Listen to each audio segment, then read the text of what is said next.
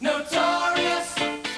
Because of the change in the group, you know, with Andy going, Roger going, it was very much sort of up to us three to kind of take control of it. I don't think we were totally sure of the direction we wanted to go. We thought we were all aiming in a similar sort of direction, but not quite sure, and it just happened very naturally. There was no, well, I want to do this and I want to do that. I mean, we just said, let's make a great Duran Duran record. Let's make the best Duran Duran record. If we're going to do it, I mean, there was no point in doing it for any other reason.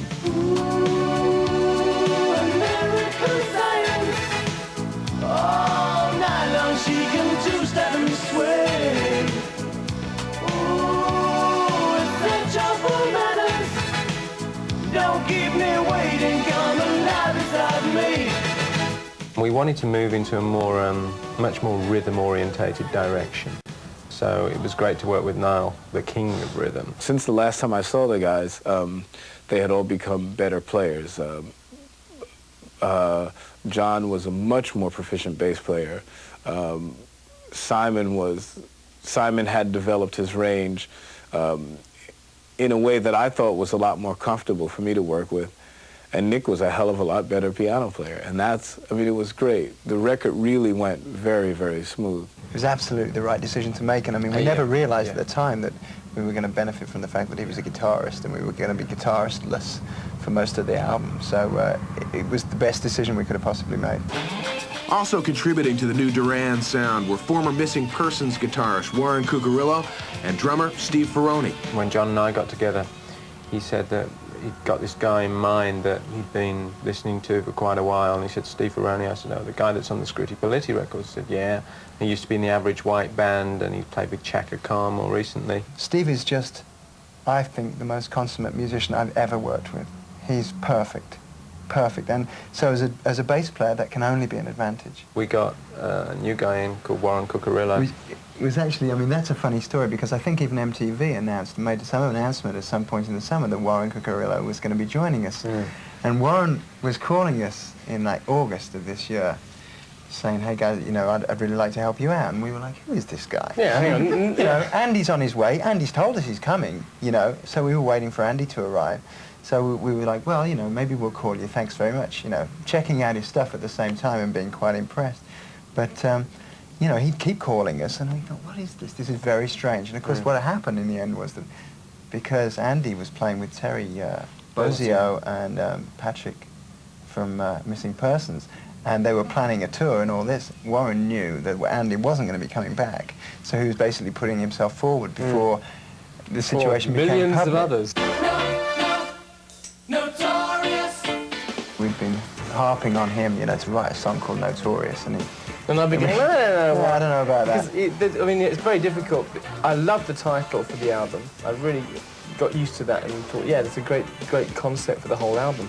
But then the idea of actually writing a song to that thing, I really didn't want to write a song going, we're so notorious. Oh, right. Well, what do you rhyme it with? Victorious. Look, Notorious is basically James Brown's soul power. I mean, that's why I grabbed the groove on. I started playing along with it, and Nick Rose went, wow, a D minor 6, such a great chord. We got to write that into a song. I heard you promise, but I don't believe it. That's why I done it again.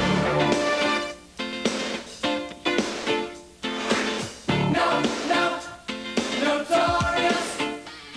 Along with the new sound, Duran also wanted to change the style of their videos, so they teamed up with Peter Kagan and Paula Greif, directors known for a simple, gritty style. Everything that we're doing is geared towards detracting from a certain image that may have existed with the band at one point, and, you know, really like focusing in on the music. And the whole point of what we wanted was a video that accentuated what was happening in the groove, and whether that was editing or like visual style, and, you know, using dancers and instrumentation and stuff. That was really, it was meant to enhance, we did that video to enhance what was happening on the record. We knew that we didn't want to make another location video.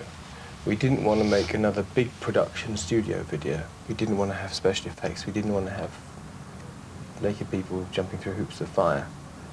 And any of the kind of big production numbers we've done before. We wanted to keep it simple. It's not just musical maturity that the members of Duran Duran have found. They've grown personally, too. John Taylor's left his Playboy days behind in favor of a long relationship with model Renee Simonson. Nick married model Julianne Friedman. They just had their first child. And Simon tied the knot with yet another fashion model, Yasmin Parvana. It hasn't actually changed anything as far as me and Yasmin are concerned. The only thing it's changed is the way that other people perceive us. Some other people perceive us. You know, some other people, particularly people who are older than us, they tend to sort of think you're about to dig a hole in the ground and stay there for the rest of your life.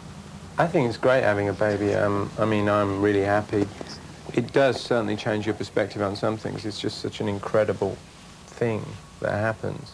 I think the one thing that's really nice about it for me is that it gives you an incredible sense of responsibility to the child. I'm very happy with the woman that I'm with. I've actually been going with her longer than Simon and Yasmin have. But I'm a bit old-fashioned. I don't believe in marriage. If you want to keep having a good relationship and keep doing the amount of work that we do, you've got to have people that understand and fit in with your life.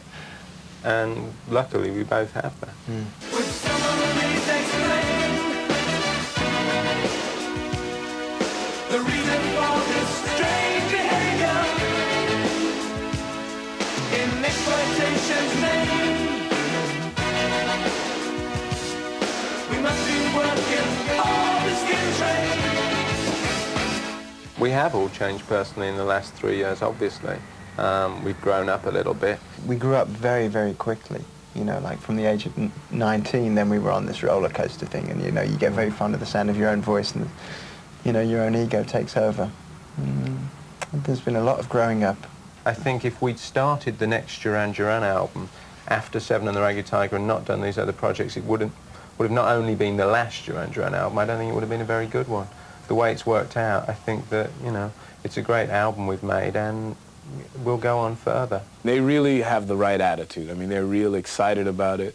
They're excited about their new lives and their new roles, and, you know, and that's really what it takes to stay on top of this business. You have to really care about what you're doing.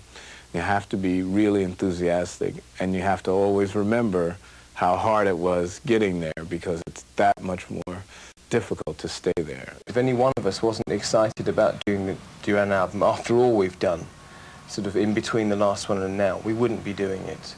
I think one of the most exciting things about it is the fact that we were very much up there 3 years ago, and it's quite a sort of, you know, a question whether this one will be the same. I think the music's got it, and we've got the enthusiasm and the energy to make it go that way. And that's really what makes it exciting, because we have such a lot to achieve now.